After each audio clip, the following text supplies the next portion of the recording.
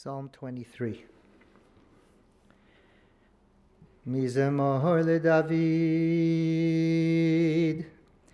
Adonai ro'i lo echsar. Bina odeshe yarbitzeni, alamei menuchot yenahaleini. Nafshi yeshovev yanecheni, b'magele tzedek leman shemo. Gam ki elech b'geit zalmavet, lo irara ki ata imadi. Shiftecha umishantecha, hema yenachamuni. Taroch lefanai shulchan neged zorerai. Dishanta vashemen roshi kosi revaya. Ach tov chesed yirdefuni kol yemei chayai. V'shavti beveit Adonai leyorech yamim.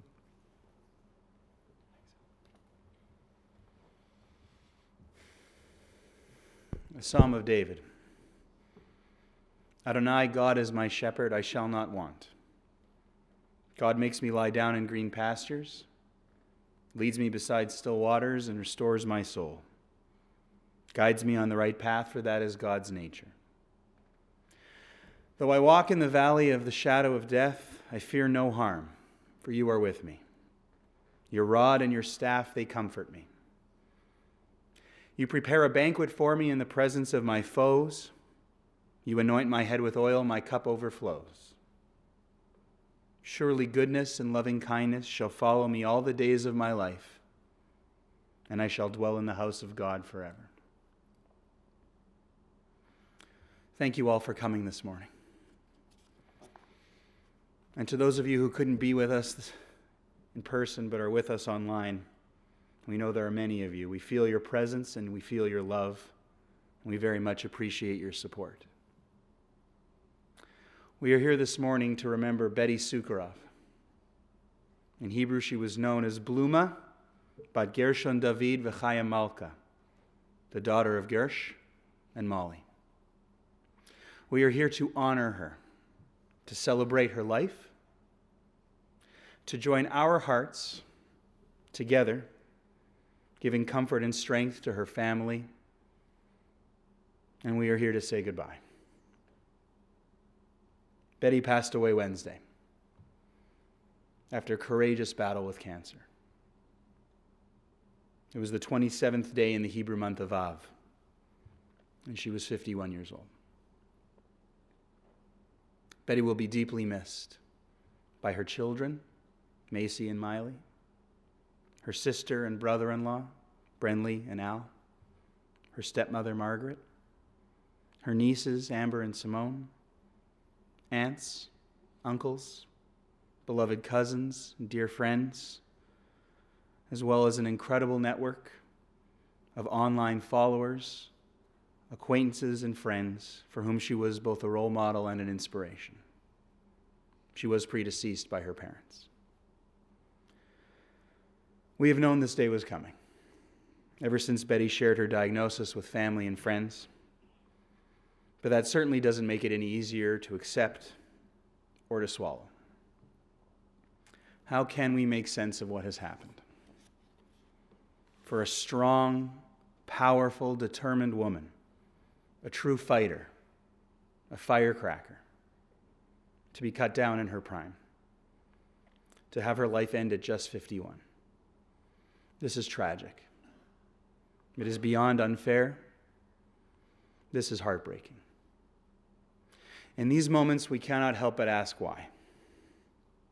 Why would someone so full of life be robbed of it? someone who had so much left to give, to teach, to share, to advocate for? Why would a teacher with a beautiful, brilliant, and creative mind, able to help shape so many young minds, be denied that honor? Why would children be denied that opportunity?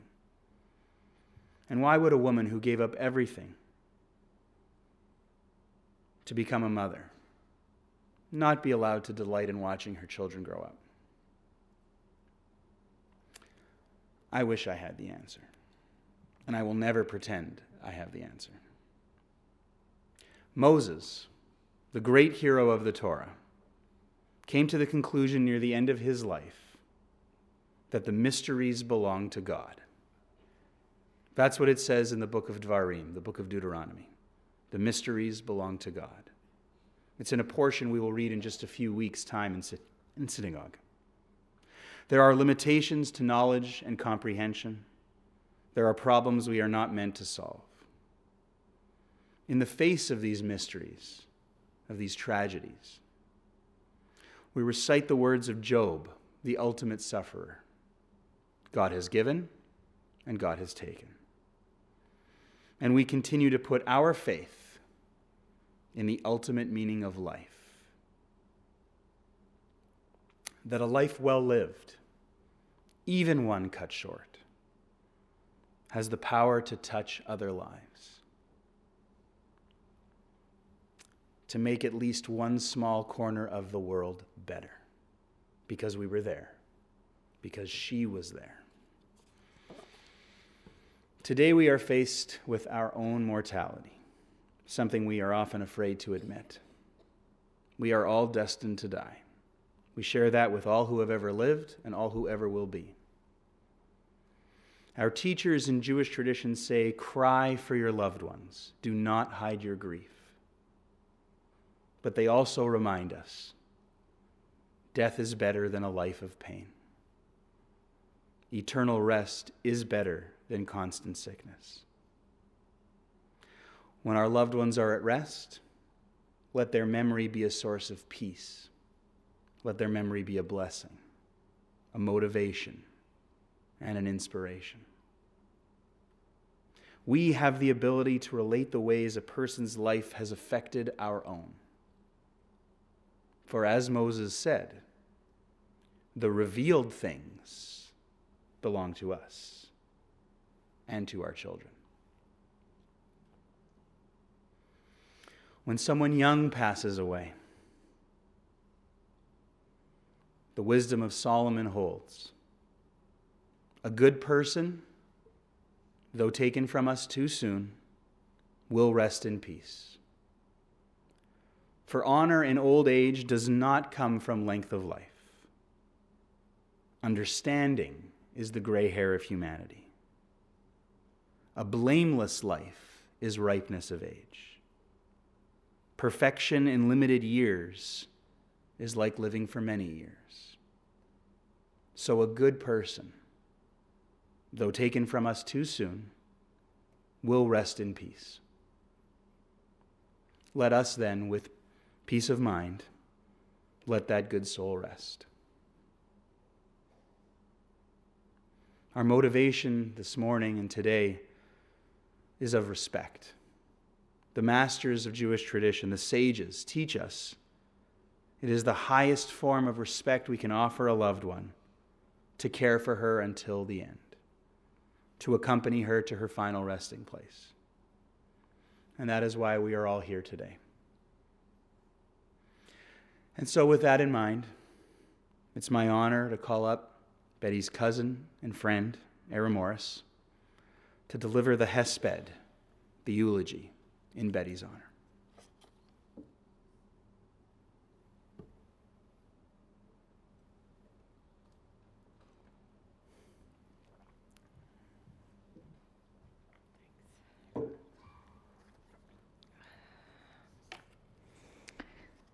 Good morning.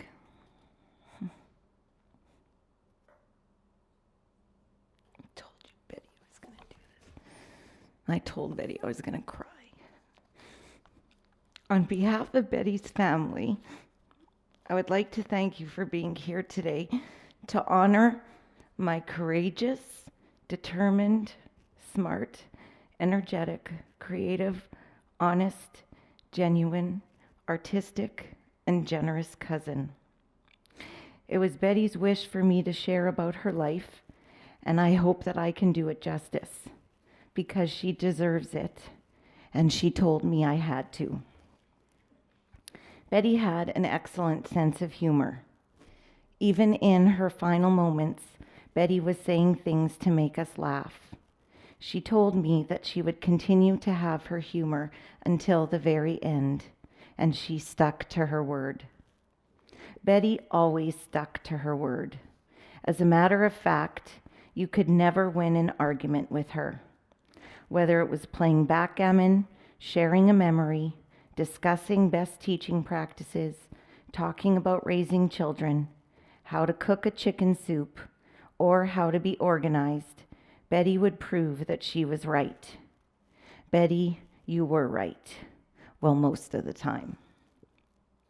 Being organized was Betty's thing.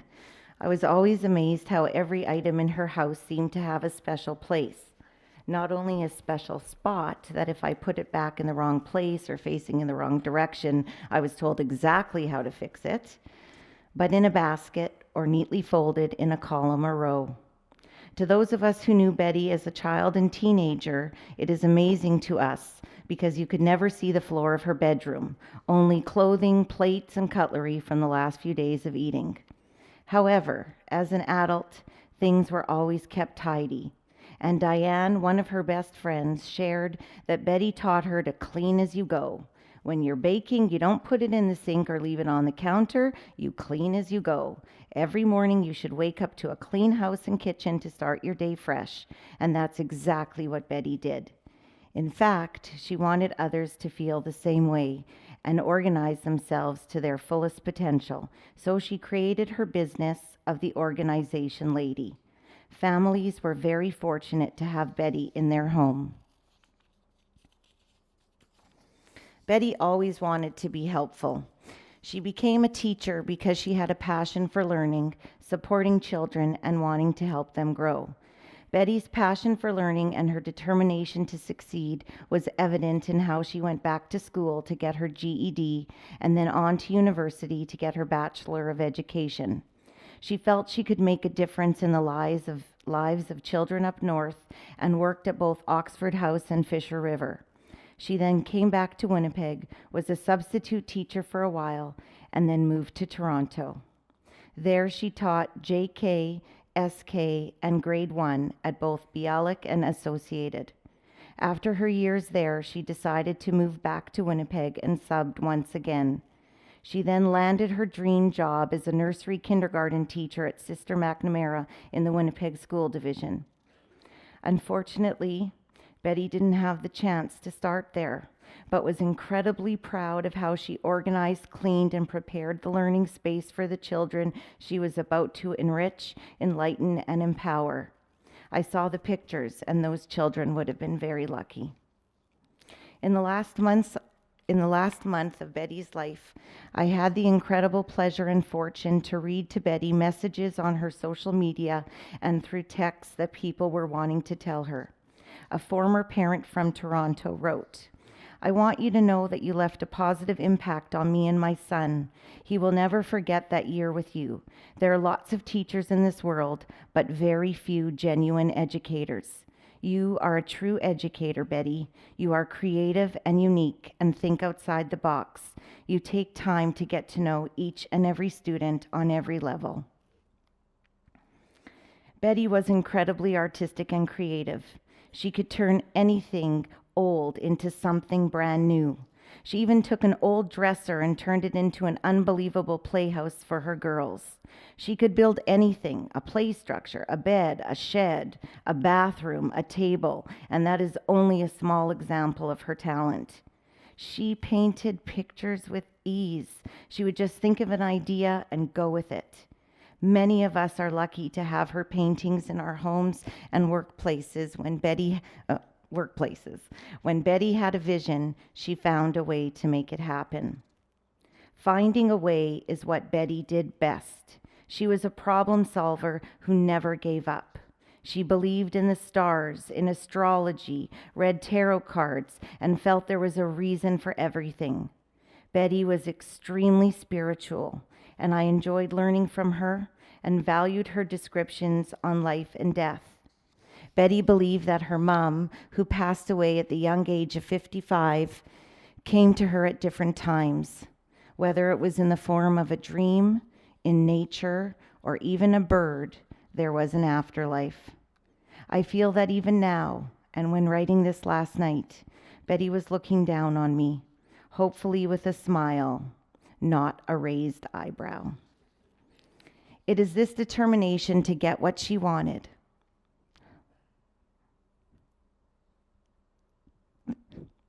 That led her to her most precious, adored, valued, and loved possession in her life, her daughters, Macy and Miley. Macy and Miley, I promised your mummy that today, standing here, and for many, many more times in the future, I would tell you how much your mummy loved you.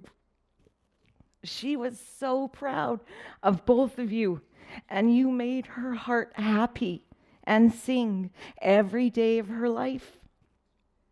There isn't another mummy who took more photographs than she did.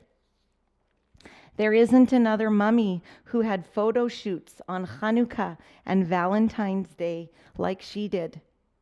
There isn't another mummy who created memory books each year filled with pictures like she did. There isn't another mummy who built a basement with activity centers and play spaces like she did. There isn't another mummy who said prayers at bedtime like your mummy did. There isn't another mummy who advocated for your health, well-being, and safety like Mummy did. There isn't another mummy who was having packages delivered from Amazon with clothes and other treats for her girls as Mummy did. From the moment the two of you were born, Macy and Miley, her life changed for the better. You were her everything. She waited for you, wanted you desperately, and spent lots of time preparing for you to come into her life. Macy, Mummy wanted me to tell you to keep following your own path and to find a way to make your dreams come true. Whatever path you choose in your life will be the right one for you. Miley, Mummy wanted me to thank you for taking such good care of her. Massaging and fanning her, bringing her whatever she needed, meant so much. Girls, your mummy will forever be in your hearts, and you will forever be in hers. One of Betty's posts read, "Betty, I just wanted to send you a message to tell you how truly inspirational you are. You are so strong and determined and are a true role model for your girls. The way you have supported, embraced, and loved those girls is nothing short of remarkable. And that, my friend, is your legacy." Betty certainly has a legacy, not only with her girls, her teaching career, and her business, but also in the immense network of friends and followers she maintained online. Betty felt when she had her twins, her children by choice, there wasn't a forum to ask questions, share stories, vent, find support, and connect with others who had similar situations. So, in true Betty fashion, she created her own forum in Multiple Munchkins, a Facebook group for parents of multiples, which to date has over 5,200 followers. Betty was a true advocate and found ways to make a difference in this world.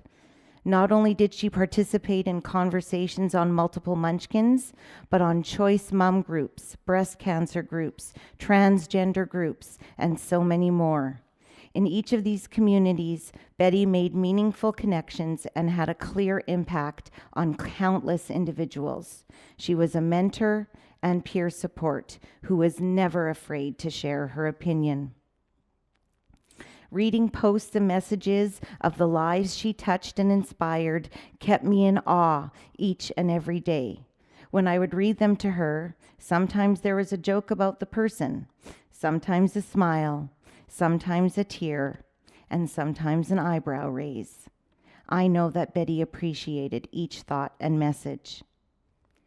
Betty's final path of advocacy, fight, and determination came in the form of her battle with cancer. From the date of her diagnosis, even in the face of what must have seemed like insurmountable odds, Betty was determined to fight. She deployed every tool in her kit, including positive thinking, mantras, and prayers, and kicked off her treatment with a video post of her singing, not in tune, "I Will Survive," with lyric changes to match her situation. Throughout her illness, she fought to support her girls, who were always foremost in her mind. Even at times when her own suffering was great, Betty found time and energy to reach out to and support others who were going through the same things.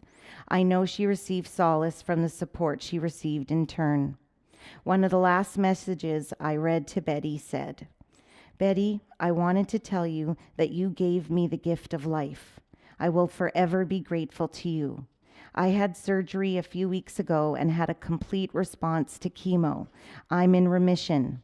Without your post back in November, I would not have gotten checked. By the time we would have found it, it would have been too late. I will always think of you as the person who saved my life." Unfortunately, this was the one battle Betty could not win. Betty loved life. Mostly, she loved celebrating her Jewish culture with the girls and our family on all of the Jewish holidays. She especially enjoyed lighting the Shabbat candles every Friday, lighting the Hanukkah candles for 8 nights each year, singing songs from the Haggadah on Pesach, and of course, the family birthday parties. Family was incredibly important to Betty. In fact, it was to be closer to family that Betty moved back to Winnipeg when Macy and Miley were 3 years old, even though it meant leaving the close community she had built for herself in Toronto, which was like a second family to her. Betty's nieces, Amber and Simone, were the light of her life until Macy and Miley were born, but they continued to be forever thought of and talked about as if they were her own. She was incredibly proud of both of them. Betty shared with me how much she loved spending time with us, my brother and my sister and their families, with my family who she adored, and was extremely disappointed she couldn't attend Emma's graduation in June, with my family, and with her Auntie Merle and Uncle Marvin. She talked of the times with her dad Gersh of blessed memory and stepmom Margaret with a smile. She was so thankful that you came into her life, Margaret. You and her dad were her biggest cheerleaders. It meant so much to Betty that you and her dad were such a presence in Macy and Miley's lives.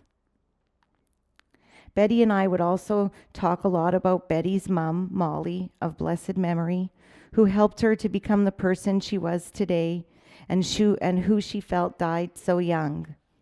She and I would laugh about some of Auntie Molly's habits and talked about how Betty used her recipes for baking and cooking, but found a way to make her food taste better.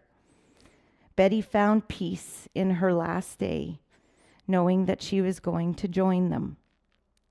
She and I pictured her mom, her dad, and her Baba Rosie waiting for her with open arms. She is with them now.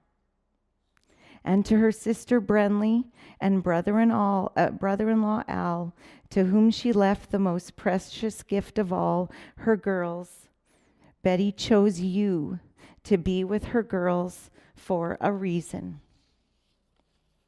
Betty and I spoke for hours and hours about her best friends, Heather and Diane, and how she couldn't have imagined her life without them.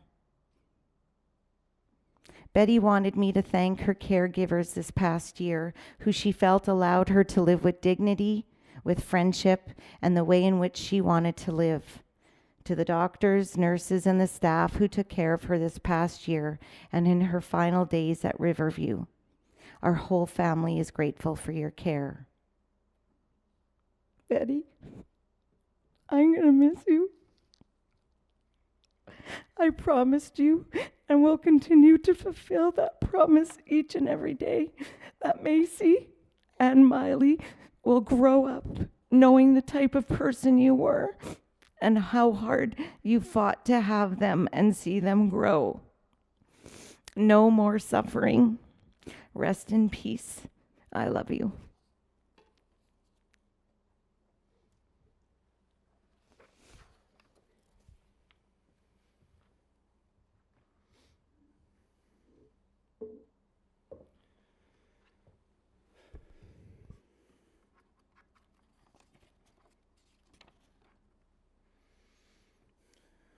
Era, thank you so much for such a beautiful eulogy.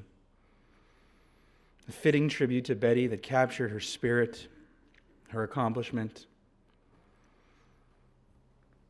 and reflects just how many lives she touched and how much she will be missed and remembered. For any person who ever feels like it's himself or herself against the world,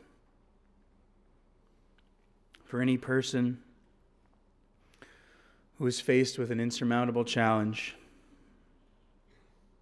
but refuses to give up, may Betty Sucharov continue to be an inspiration and a guiding light.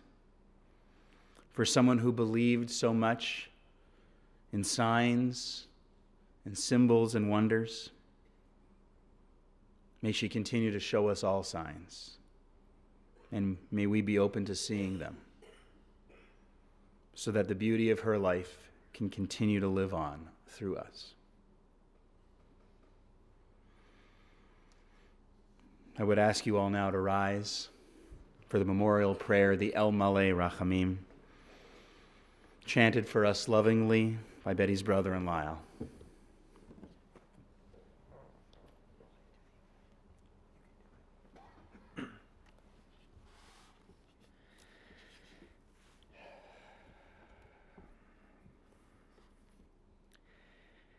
El Maleh Rachamim,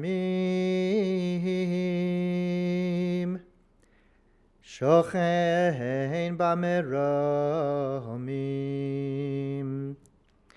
Hametzeh Menucha Nechona, Tachat Kanfei HaShechina,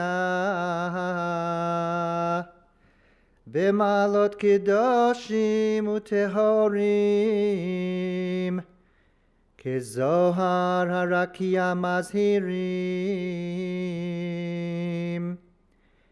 et nishamat bluma bat Gershon David v'chaya she'alcha le'olama, ba'avur she'anu mitpalelim be'ad askarat nishmata, began Eden tehei menuchata. Lachen Baal Harachamim Yastireha Beseter Kenafav Leolamim Utzeror Bitzror HaChaim Et Nishmata Adonai Hu Nachalata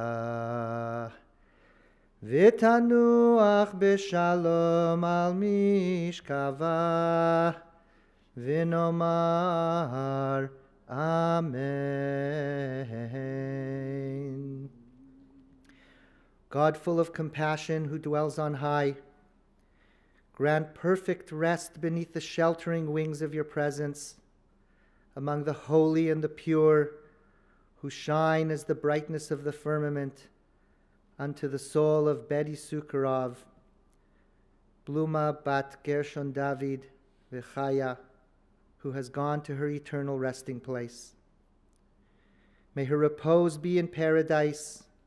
May the Lord of mercy bring her under the shelter of his wings, and let her soul be bound up in the bond of eternal life. May the Lord be her possession, and may her repose be peace. Let us say, Amen.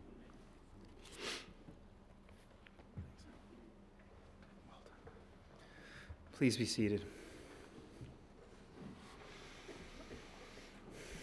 My thanks to Al Benarash for his moving renditions of the opening psalm and the El Malei Rachamim in Betty's honor this morning. Our service continues as we make our way to the cemetery for interment. Shered Zedek Cemetery, located at 230 Armstrong Avenue. You are all invited to join us. We will be driving in caravan fashion with our four-way flashers on, though we will be stopping for red lights if we hit any on the way. Should we get separated on our journey, the route we will be taking is Sherbrooke, up to Logan, over to Salter, across the Salter Bridge, and all the way up to Armstrong. Again, the address is 230 Armstrong. After the cemetery, we will return here to Shered Zedek for a meal of consolation. As our intentions shift from honoring Betty and remembering her, though we will continue to do that and share stories, our thoughts turn to comforting her loved ones who have now entered into a period of mourning. If you choose to wait here at the synagogue for us to return, it's usually about a 90-minute journey from when we leave here until we return for the meal. Keeping in the spirit of comfort and consolation, Betty's loved ones will be sitting Shiva and accepting visitors at her home, which is 69 Cornwall Boulevard in St. James. 69 Cornwall. Shiva will be Sunday, Monday, Tuesday, and Wednesday evenings from 7 to 9. And there will be prayers each night beginning at 7:15. Again, Sunday, Monday, Tuesday, and Wednesday, 7 to 9. In a moment, we'll open the doors to the back of the sanctuary. And when we do this, we ask you all help us observe a custom, a long-standing tradition we have here at Shered Zedek, of forming two rows on the steps leading out of the building and onto the driveway, forming two rows of family and friends through which the pallbearers will pass. This is again a sign of respect, of caring for Betty, of accompanying her on her final journey. To the family, we say, Hamakom yinachem etchem betoch she'ara ve'lei Tzion v'Yerushalayim. May you be comforted and consoled among all those who mourn and all those who have ever mourned in our community. Family, pallbearers, you may leave now through the way of the chapel. To everyone else here in the sanctuary and joining us online, thank you so much for being here for what is truly a difficult but very, very important celebration of Betty's life. Thank you.